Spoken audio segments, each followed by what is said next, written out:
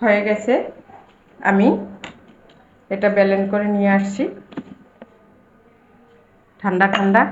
আগে আমি ঠান্ডা জল দিয়ে আম দিয়ে ভালো করে শরবত করে নিয়ে আসলাম।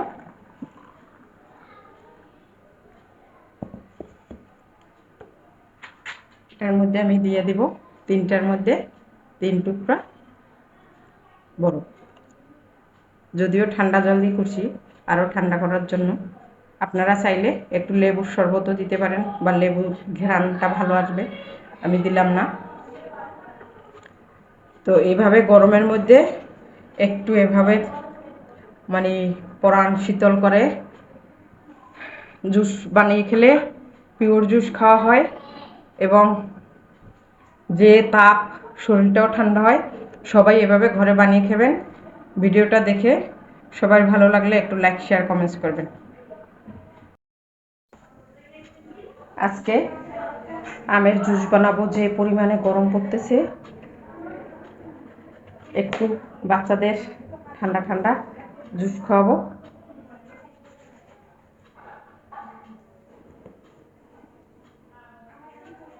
আমগুলি আমি এভাবে করে পাকা আম কেটে নিব।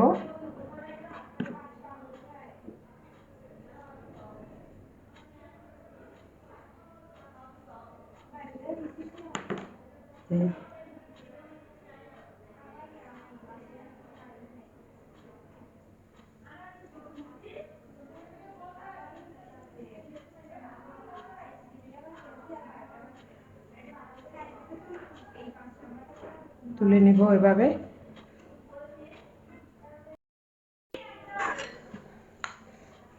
আমগুলো আমি এইভাবে টুকরা টুকরা করে কেটে নিয়েছি। এখন এই আমগুলোর মধ্যে আমি দিয়ে দিব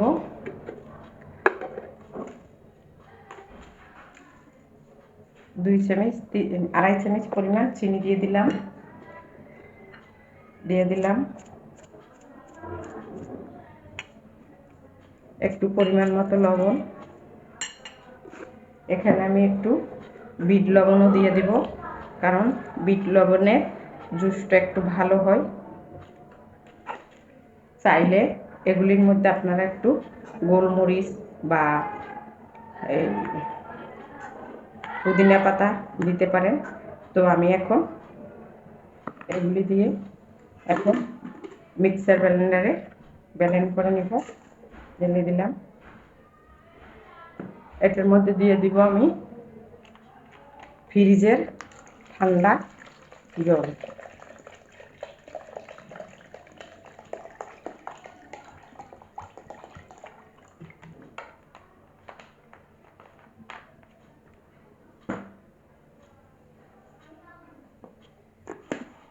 এখন আমি ব্লেন্ড করে নেব। হয়ে গেছে। আমি এটা ব্লেন্ড করে নিয়ে আসছি ঠান্ডা ঠান্ডা।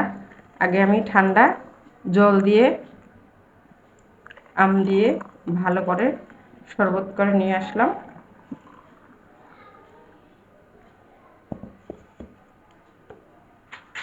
এর মধ্যে আমি দিয়ে দিব 3টার মধ্যে 3 টুকরা বরফ।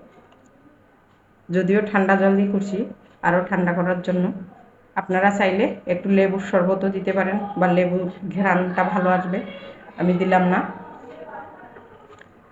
তো এইভাবে গরমের মধ্যে একটু এভাবে মানে পরাণ শীতল করে জুস বানিয়ে খেলে পিওর জুস খাওয়া হয় এবং যে তাপ শরীরটাও ঠান্ডা হয়। সবাই এভাবে ঘরে বানিয়ে খাবেন। ভিডিওটা দেখে সবাই ভালো লাগলে একটু লাইক শেয়ার কমেন্টস করবেন।